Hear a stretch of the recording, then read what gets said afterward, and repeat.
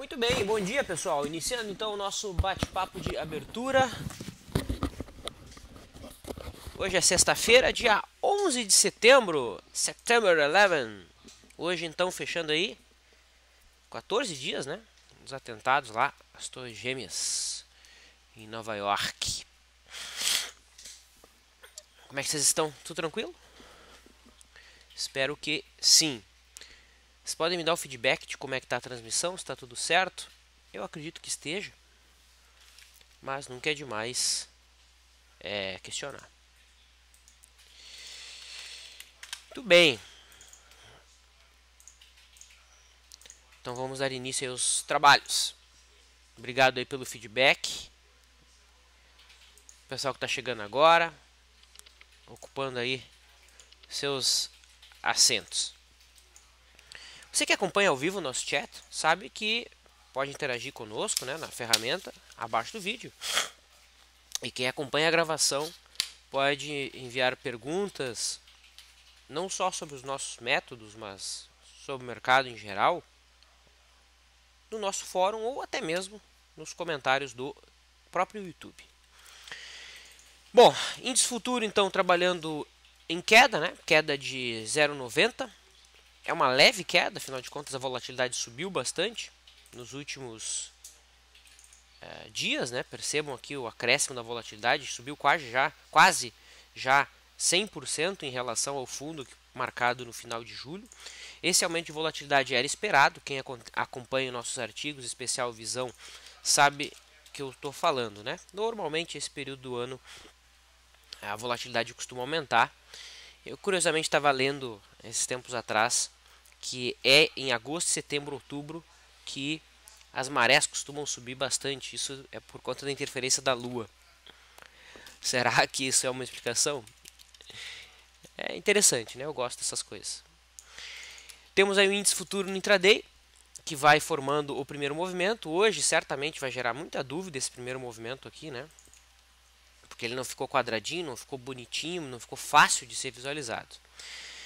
O primeiro movimento não foi finalizado até o momento, né? Os três primeiros candles do pregão tínhamos um primeiro movimento, mas no quarto o mercado perdeu a mínima, né? Então isso sinaliza que na realidade o primeiro movimento ainda está em formação. Para que a gente possa agora determinar o início de uma possível operação, a gente precisa da marcação da mínima de um fundo. Tá? Então um fundo ele se dá com máximas e mínimas maiores, é assim que a marcação é feita. Num gráfico mais curtinho, aí de 5 minutos, o índice parece trabalhar dentro de um retângulo, deixou o último candle de 5 um candle branco. Isso aqui, o grafista puro aceita como sinal de compra, né? Superação da máxima desses 5 minutos. Depois de vários e vários candles de queda, o último candle que foi um candle grande, que lembra uma barra elefante, não é exatamente, né? Parece uma barra de exaustão. E agora o mercado vai superando o máximo, isso aqui é sinal de compra no intraday. Lembro que não é um sinal de compra que a gente acompanha de maneira sistemática, mas tecnicamente poderia ser aceito. O alvo ficaria lá em 47.200, arrisca então 140 pontos para buscar 380. Dentro da nossa abordagem, como eu já disse, esperaremos a finalização do primeiro movimento para buscar trades na venda se a mínima for perdida e trades na compra se a linha d'água for rompida. Rompimento é candle fechado. O dólar WDO V15 opera estável no 0 a 0, volume projetado alto hoje. O mercado marcando topo no gráfico diário, perdendo a mínima de ontem, né? No momento fazendo máximas e mínimas então menores. A gente tem a linha d'água do dia aqui localizada. Percebo que ela foi rompida no quarto candle do dia. Isso não é argumento de trade ainda pelo método Leandro, seria pelo método BIS, uma abordagem mais agressiva, e essa entrada se daria na superação da máxima desse candle. Tá? Pelo método Leandro agora buscaremos a formação do primeiro movimento exótico. Então eu preciso que o mercado marque um topo, não passe para baixo da linha d'água de novo e rompa então esse topo que venha a ser formado. Nos 60 minutos, quem gosta de abordagem mais sistemática, mais objetiva do Stormer, tem aí um ponto contínuo, né? O primeiro candle do dia foi um martelo, tocando a média móvel de 21, tocando a média móvel de 9, e isso pode ser sim assumido como um ponto de entrada. Hoje nós temos as commodities. Milho estável, né? Lembrando que esse aqui já é o X, então novas posições já podem ser montadas no X. Eu ainda tenho posição no U, vou morrer com esse contrato aqui, vem segunda-feira. As próximas posições, seja na compra ou na venda, no X, tá? Lembrando que como eu tinha a posição pela média móvel de 9, eu vou esperar qualquer novo argumento para montar a posição. Então um novo Dave Landry, um ponto contínuo, qualquer coisa, eu vou assumir como ponto de entrada. Tá? Por enquanto vou estar líquido, por alguns dias, acredito. O boi, BGI V15, tá meio nervosinho nos últimos dias, né? Está meio arredio. Acionou ombro, cabeça a ombro mês passado, não chegou a fazer um movimento muito abrupto, muito importante, ficou de lado, rompeu congestão, sentiu LTB como resistência e quem opera por média móvel de 9 entrou no dia 1º, saiu no dia 9 e entrou de novo ontem. Tá? Então esse tradezinho que foi dado aqui deu para comprar uns chocolates, né? Deu 30 centavos de lucro, quase nada, deu para pagar o custo aí, sobrar uns trocados, por contrato, é claro. Essa LTB deve segurar os preços? Se a gente utilizar o FR como referência, não. Essa LTB deve ser rompida porque a LTB do indicador já foi rompida. Esse aqui é o famoso Advanced Break Up. É para isso que ele serve. O café, eu costumo brincar que é para cumprir tabela, que ele me dá, que a gente acompanha, né? É muito difícil de operar o café, tanto pelos sinais que são bastante erráticos, tanto pelo fato de ele ser cotado em dólar, né? Então é difícil. Se eu vou fazer hedge em dólar toda vez que eu monto trade no café, eu vou aumentar meu custo e aí a coisa começa a ficar muito complexa, pelo menos complexa para a maior parte das pessoas. Das posições que estão em aberto, nós temos um trade aberto em BBSC3, trade que foi dado ontem, tá? Trade de retorno à média, candle branco, fora da banda, boa distância, está superando máxima agora ou é impressão minha? Ainda não, é impressão minha. Superando a máxima, confirmo o candle de ontem, novos traders entrarão nesse sentido, né? Lembrando que isso dentro da filosofia de retorno à média, trade contra a tendência. Pelo método Stormer, o FR2 que está em aberto é em Ambev. Tá? Então a Ambev agora tem stop gain acima das últimas duas máximas em 19,80. Lembrando que a Ambev ficou... Ah não, a entrada foi no dia 9, então já tinha ficado ex-dividendo. Certo? Então é isso, somente uma posição em cada abordagem. A gente já pode iniciar a interação com os amigos.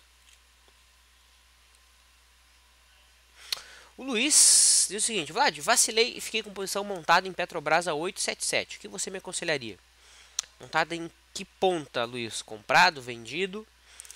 Se esse trade que você ficou posicionado não está alinhado com o seu método, a abordagem que você segue usualmente, o ideal seria encerrar. Senão você vai estar aumentando o risco dentro de um papel que não está enquadrado dentro do teu modelo, você está ali na torcida. Sempre que o mercado foge dentro daquilo que tu está planejando, o ideal é encerrar, porque senão vira torcida, vira jogo. Tá? Se você está comprado e quer por algum motivo manter essa posição, tá? Você poderia colocar um stop abaixo da mínima de ontem. Tá? Seria o ideal, então stop abaixo da mínima de ontem.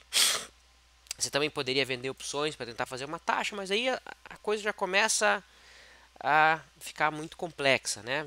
Você já vai tentando remediar uma operação que, se fugiu do plano, deveria ser encerrada. Tá? Então, beleza, o Luiz acabou de mandar aqui que ele estava comprado na Petro. GCE coloca: Vlad, achei interessante no último hangout do Stormer, comentando sobre a interação da análise técnica com a análise fundamentalista. Não tem muito apreço pela análise fundamentalista, entretanto, como podemos visualizar graficamente a queda do grau de investimento, considerando que a notícia é sempre antiga, como sempre ouvimos e lemos na literatura. O gráfico desconta tudo. Bom, o mercado já estava em queda, né? Então, percebam, quem segue a tendência usando aqueles critérios que são ensinados, né, os zigue-zagues, a disposição das médias e tudo mais, já percebe que o Ibovespa já vinha. Primeiro, deixa eu botar aqui a média móvel de 21 mais espessa. Então, desde aqui nós já tínhamos uma tendência alinhada, né? Desde o dia 6/7, média móvel de 21 está virada para baixo, os zigue-zagues já estavam descendentes. Depois, perda de fundo, novos sinais sendo dados. Perda de fundo, teste de resistência da tendência de baixa. Perda de fundo, novo sinal. Então, o porquê que o mercado estava caindo naquela ocasião, ninguém sabe, nunca ninguém, isso não interessa na realidade. Por que o mercado está caindo, por que o mercado está subindo. Uma não interessa e outra é impossível saber exatamente a explicação do porquê. Né? O fato é que o porquê de verdade não é o que é dito na mídia. Tá? Podem acreditar. Ok? Não é o que a mídia passa que é a realidade. Meio teoria da conspiração isso, mas é o que eu acredito. Tá? Então, o mercado já vinha em tendência de baixa limpa aqui dentro dos critérios que a gente defende, já em 4 graus de tendência desde o dia 6/7. Tá? Já combinar análise técnica com análise fundamentalista, eu acho interessante, se o teu planejamento for para montar posição. Eu acho essencial na realidade. Escolher boas empresas e utilizar o gráfico para encontrar o timing adequado. Não existe briga entre análise técnica e análise fundamentalista, né? Porque uma coisa defende uma coisa, outra coisa defende outra coisa. Análise técnica estuda o movimento dos preços. Análise fundamentalista estuda a saúde das empresas, estuda a qualidade das empresas, estuda a macroeconomia, tenta combinar isso com o setor que ela atua. Né? Então, é a mesma coisa que querer dizer que o jiu-jitsu é melhor que o muay thai. Não dá para dizer isso. Porque uma coisa, outra coisa é uma outra coisa. Né? Cada um é boa naquilo que se foca. Ok? Bom, o Raul questiona sobre Natura para o longo prazo. Nessa situação seria interessante fazer uma avaliação fundamentalista. Chegou a dar uma olhada na Natura, Stormer, no Hangout? Sim. Lembra dela? Qual que é a avaliação de fundamentos? Os fundamentos pioraram um pouco porque o nível de dívida subiu. Tá. E o patrimônio se manteve estável e o lucro caiu. Tá. Então vocês... Isso tá muito legal. Então ela está mais endividada, o patrimônio caiu E o lucro líquido dela também caiu. e o lucro líquido caiu. O patrimônio ficou estável, na verdade. Tá. Então a avaliação para um prazo maior seria essa na Natura. E tecnicamente, né, pelo menos no diário aqui, nós temos uma tendência de baixa. Se eu olho o gráfico semanal, a situação é a mesma. Tá? Eu poderia utilizar aquela abordagem do FR14? Olha, teoricamente poderia, o problema é que ela não tem critérios mínimos de solidez para que a gente pudesse utilizar os sinais do FR de 14. Tá? Então, usando exclusivamente aqui o gráfico, eu vejo a Natura indo lá para a zona dos R$14. Deixa eu ver se eu estou com o gráfico. R$14, que é a mínima lá de 2008. Não vejo suporte antes disso. Uma ferramenta bem legal que você pode usar aqui no XP Pro é o seguinte, ó, aqui em utilitários tem o pessoal lá da Lopes Filho que faz análises bastante sóbrias sobre muitas empresas. Eu gosto muito das avaliações deles, sempre que eu quero observar de uma maneira mais resumida qual é a situação de uma empresa, eu venho aqui. Tá? Então vamos lá em análises.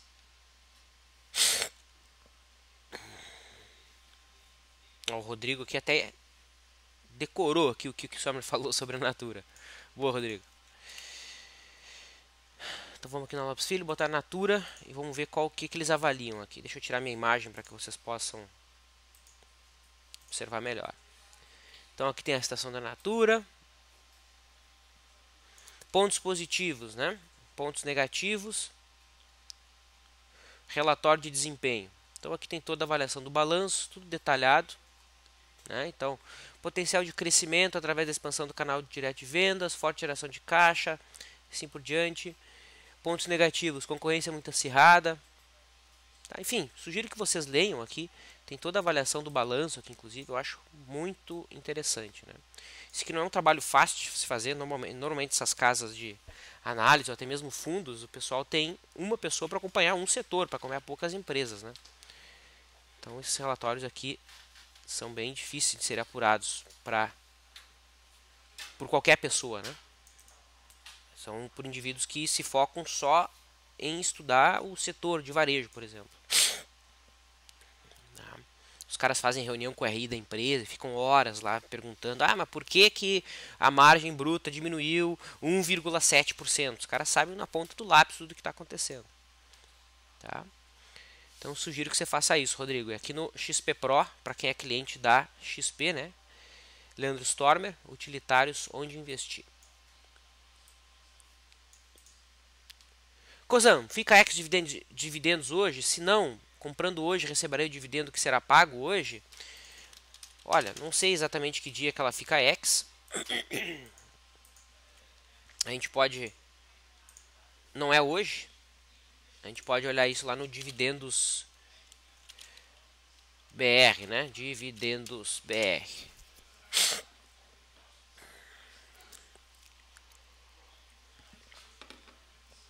Vamos, mas que demora. Nossa senhora, que demora. Dividendos.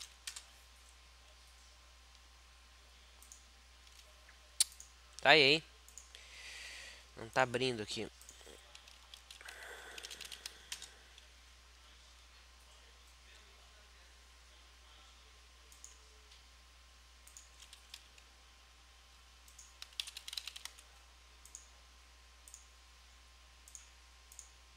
Desisto, nada funciona. Coloca ali no Google Dividendos BR e ali vai ter a agenda de dividendos. Tá? Porque aqui tá tudo travado, não abriu nada. Mas o que importa é o seguinte, para tua pergunta, Jorge. Se, por exemplo, ela vai ficar ex de hoje para segunda-feira, se você comprar hoje, sim, você recebe dividendo. Porém, esse dividendo ele é descontado do preço da ação, então você não vai ter lucro, tá? Esse dividendo é descontado do valor da ação. Na realidade, fazer isso, na literatura, até o pessoal chama essa atitude de trade português. Porque não é inteligente fazer isso, né? Porque o dividendo você vai receber, sei lá, daqui a 30 dias, 15 dias. Então, o dividendo ele é descontado do preço. Então, você tem prejuízo no preço e esse dividendo você vai descontar, você vai receber só daqui a 30 dias. Não é muito sábio fazer isso, não. Tá? A não ser que você tenha um sinal de entrada no gráfico do ativo que você está observando. Mas comprar só porque o papel vai pagar dividendo, isso não faz o menor sentido. A não ser que você queira montar uma carteira de dividendos, né? Você quer pegar esse dividendo e realocar. Né? Inclusive, isso é bastante discutido. Aqui no longo prazo, a única coisa que faz diferença, a coisa que mais faz diferença para uma posição de longuíssimo prazo é o reinvestimento do dividendo, não é nem o ganho do capital. Tá? Quem colocou isso foi o Jeremy Siegel no livro Stocks for a Long Run. Tem versão traduzida e foi lançada agora em 2015 uma versão atualizada. Ações para o longo prazo. É um livro muito, muito legal. Indico. Foi lançado agora em 2015.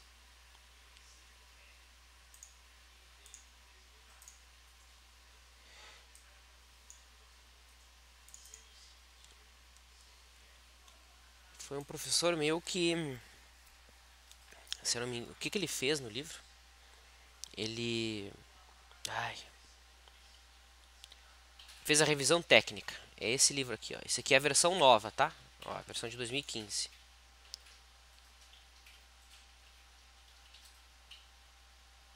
Está meio caro aqui na Saraiva, mas é só buscar na internet vocês conseguem um preço mais interessante, tá?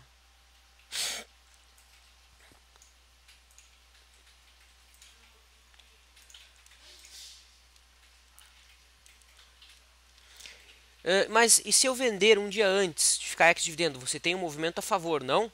Sim, Obi-Wan, você tem um movimento a favor, porém você tem que pagar o dividendo. Entendeu? Você vai ter que pagar o dividendo, então não faz diferença nenhuma. Então, por exemplo, se o papel vai pagar R$1 de dividendo, esse R$1 é descontado do preço da ação, então você vai ganhar essa queda, mas você vai ter que pagar no futuro esse dividendo. Tá?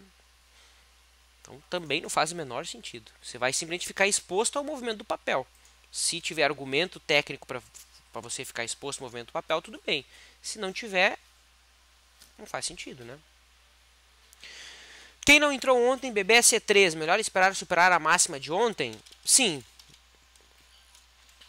Aí eu não vejo problema em pagar aqui alguns centavinhos a mais para entrar com uma margem de segurança um pouquinho maior.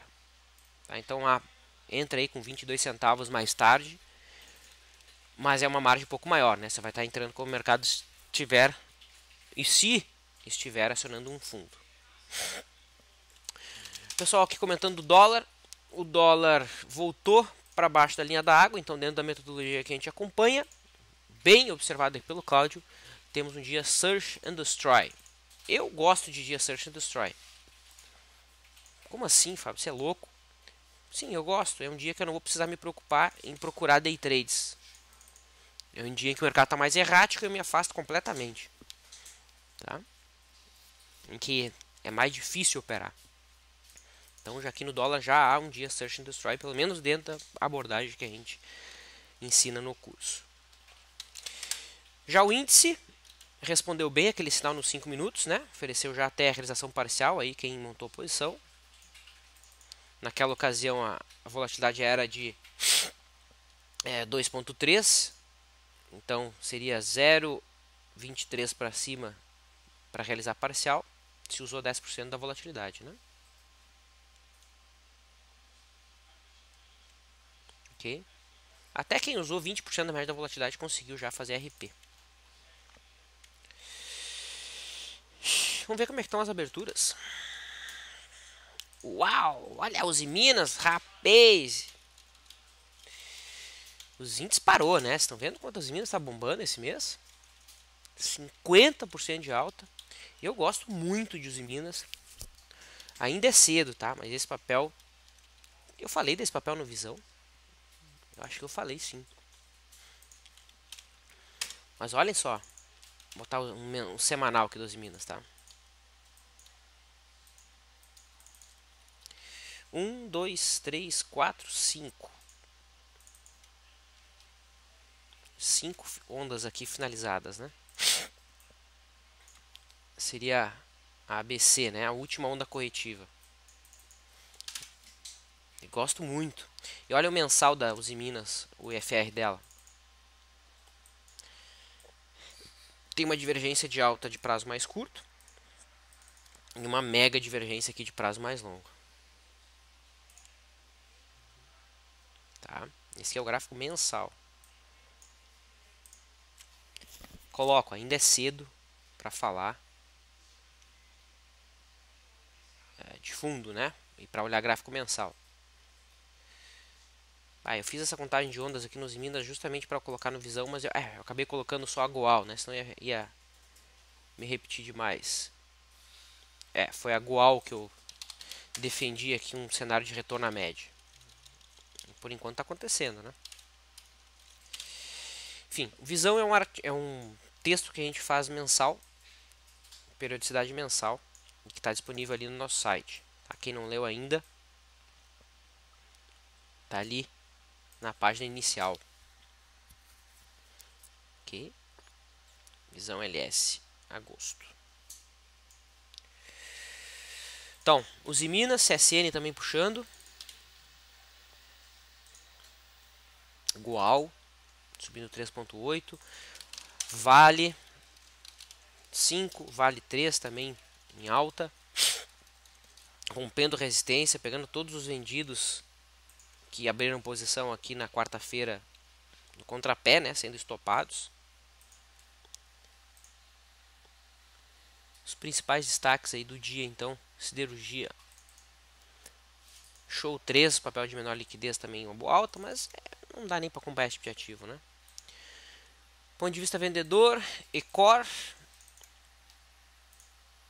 papel que tenha um cenário de fundo reflexo, aciona na superação da máxima de ontem.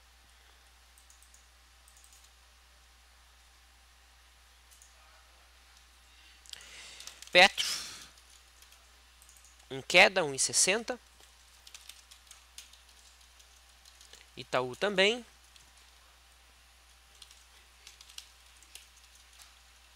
Bradesco, Banco do Brasil, mais próximas ao fechamento de ontem. Então é assim que o mercado se desenrola nessa abertura.